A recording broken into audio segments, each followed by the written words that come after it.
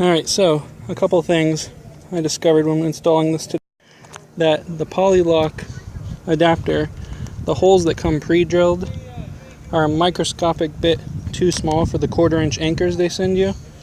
So when you drill it, drill your holes a little big, because I came back after the fact when I'd already put that butylene sealant rope down and tried to re-drill it, and all I got was a ton of that stuff on my drill bit. So I'm going to have to use some gasoline later to dissolve it. But now what we're going to do is we're going to simply tighten these down, and as we tighten them down, the lid will get squished down.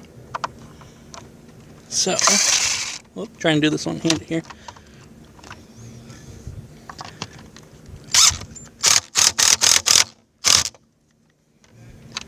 Alright, so we got the first one down.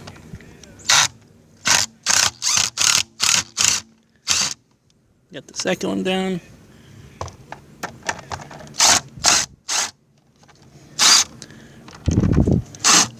I think I stripped that one. No, it's all the way down, sorry. Got that one.